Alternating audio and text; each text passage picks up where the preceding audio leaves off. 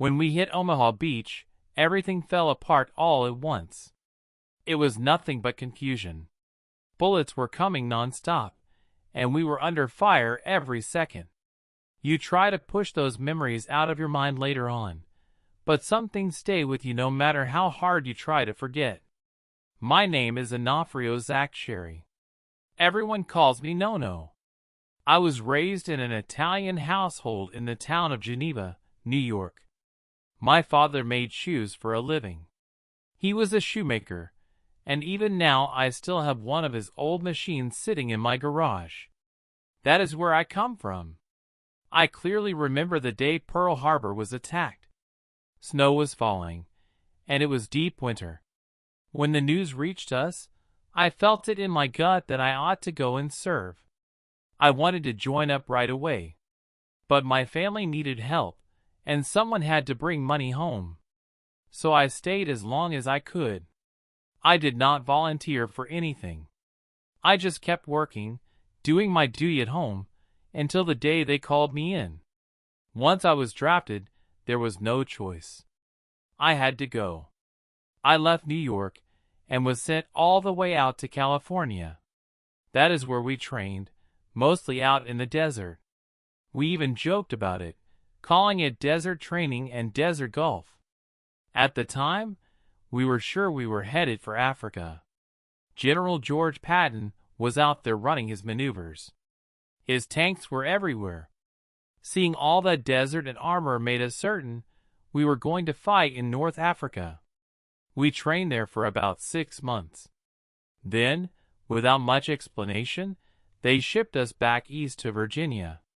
We boarded a ship, and after about 14 days at sea, we arrived in Scotland. I remember thinking to myself, this sure is not Africa. That was when it hit us that we were headed into Europe. From that point on, everything changed. Now they started training us for amphibious landings. At the time, they did not say it outright, but looking back, they were clearly preparing us for the invasion. That training went on for another 6 months. Even so, I never felt like we were fully ready for what was coming. By June of 1944, after 4 long years of German control across Europe, the Allied forces were finally set to strike back. The plan was to land on the coast of France and break Adolf Hitler's hold on the continent. D-Day was meant to be the opening gate. American, British, and Canadian troops would push in and begin freeing the people of Europe. But before any of that could happen, we had to face the beaches of Normandy, packed with German defenses. We knew we were heading into something big. What we did not know was when it would actually happen. Many times, they loaded us onto ships and sent us out to sea. We would stay there for 2 or 3 days, just waiting. Every time, we wondered, is this it, or are we going back again? Nobody told us. Then one day, they finally set it straight. This time, it was real. There was no turning back. We came in during the 5th wave. Everyone was tense. That goes without saying. As for me, I was calm in a strange way. I was a Catholic, and I was in what we call a state of grace. I was scared, no doubt about that, but I was not afraid of dying. I had made my peace. If it happened, it happened. Our unit only had 5 amphibious vehicles. Just 5 for the whole company. They were all knocked out almost immediately. None of them even made a proper landing. That left us without support and without equipment. From that moment on, we were just infantrymen with rifles. When we stepped off into the water, it was up to our necks. Everything else was gone. Packs, gear, supplies, all of it disappeared in the water. By the time we reached the beach, all we had left were our rifles. We were completely scattered. Nobody knew where their unit was. We did not know who belonged to who anymore. The only thing we kept hearing, over and over, was the same order. Move inland. Get off the beach. So that is what we did. Omaha Beach was pure chaos. There is no better way to say it. And the whole time, the fire never stopped. We were under constant fire from the moment we landed. The first man we lost was a fellow named Don Simmons. He was the last one to step off the landing craft, and he was killed right there.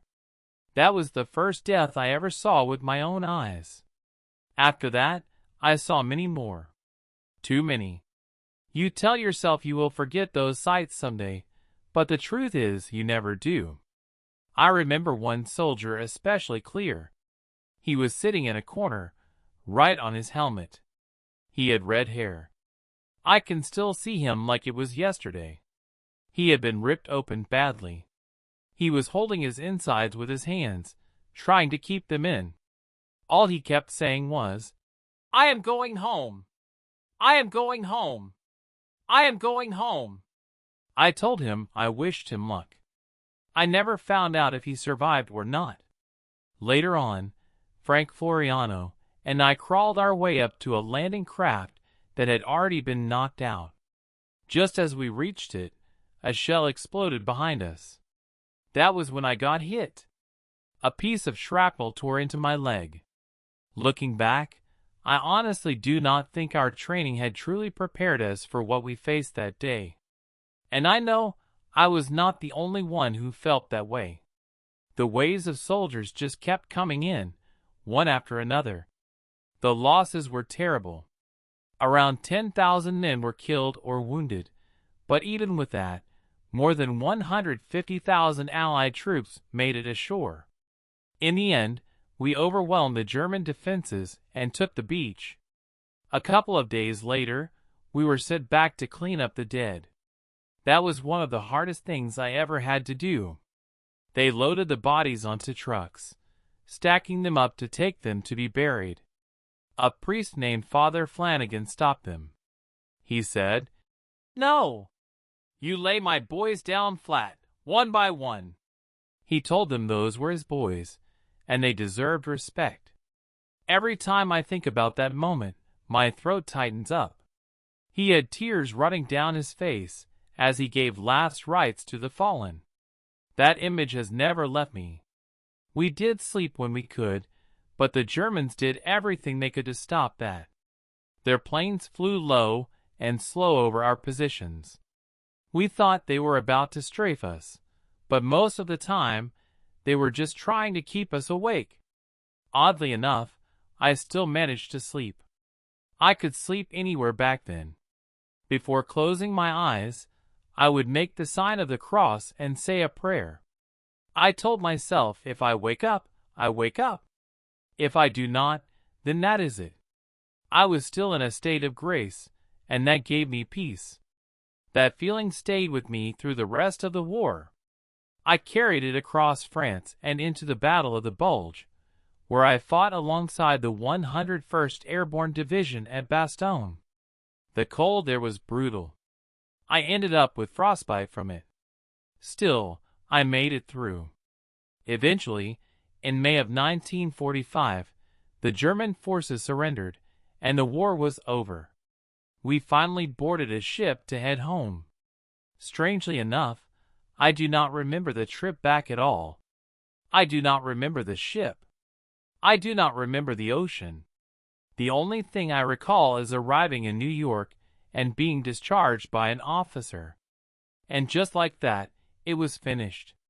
Many years later, in June of 2019, I was given the chance to return to Normandy. It was exactly 75 years after D-Day. Standing there again brought back a flood of memories, but it also gave me a sense of closure I did not know I needed. While I was there, I found Don Simmons' grave.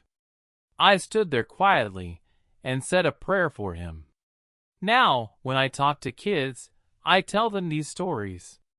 I want them to understand what it cost and why it matters. I go to schools pretty often, and I always tell the kids the same thing. There is nothing glorious about war.